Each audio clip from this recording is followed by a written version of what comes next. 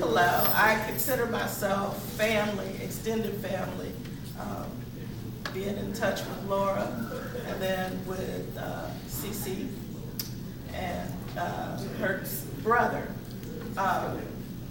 So it's Cisco, so it's been my entire life. And I remember when I was getting ready to go to college, Laura said, okay, I'm coming to get you, we need to have a conversation.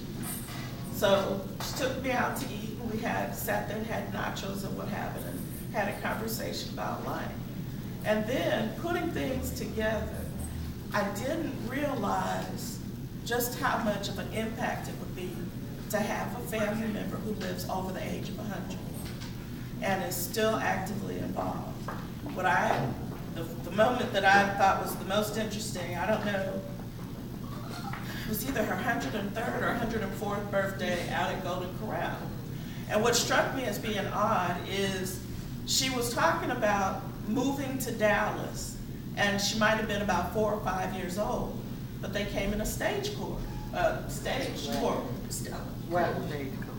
wagon, a horse-drawn wagon. And at the same time, here she was talking and using a cell phone. And I thought, that is a lot of history to go from a stagecoach to a cell phone. And here she is actively involved in the use of technology.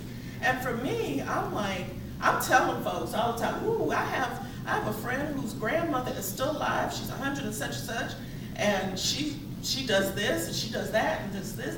And then just picking up the stories and listening and learning. And even though she's 107, she's gonna keep going. But I have gotten to the point now where I put things together. Just like you were talking about, you didn't realize the impact of it until something just being in the head. Well, I have an aunt who just turned 90, and she was talking about how old she is, and I said, well, do you have some stories to tell? And she said, no, and I said, well, you know what? I just realized I'm 46 years old. You're 90 years old, and I remember meeting you when I was a child, and from that point on, we've kept in touch.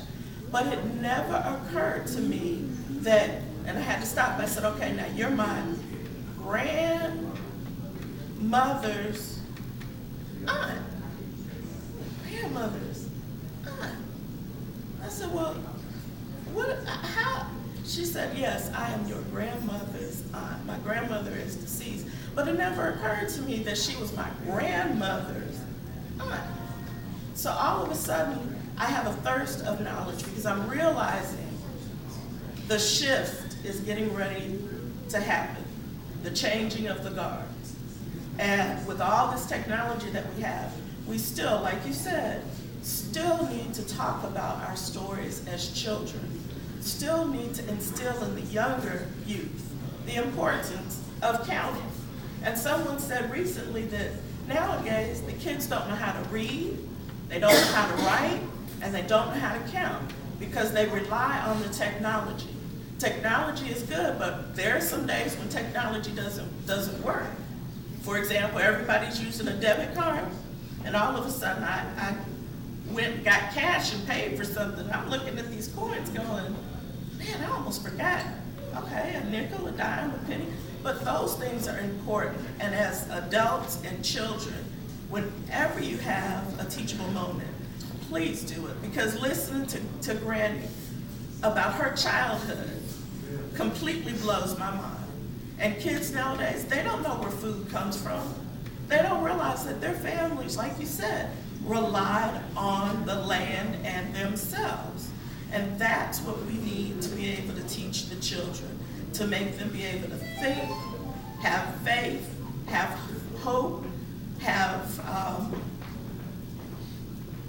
what's the word I'm looking for? Where they have self-confidence. I'm sorry, sometimes words slip away from me, but have self-confidence. And by knowing a person that's 107 and being able to tell somebody younger that I know somebody that's 107, 107? It just grabs them. But like I said, my grandmother's aunt is 90 years old and still kicking. And all of a sudden I realized we need to talk. She said, can you write down some stories? She said, I'm not the writer. My sister was the writer and she's gone. And I said, okay, well, I see what I have to do. I'm gonna call you. I'm gonna get some questions and I'm gonna mail them to you. And when I call you, we can have our conversation. Because even though she says, I'm just a simple farm girl, I'm like, you don't realize, children nowadays, they don't know what a farm is.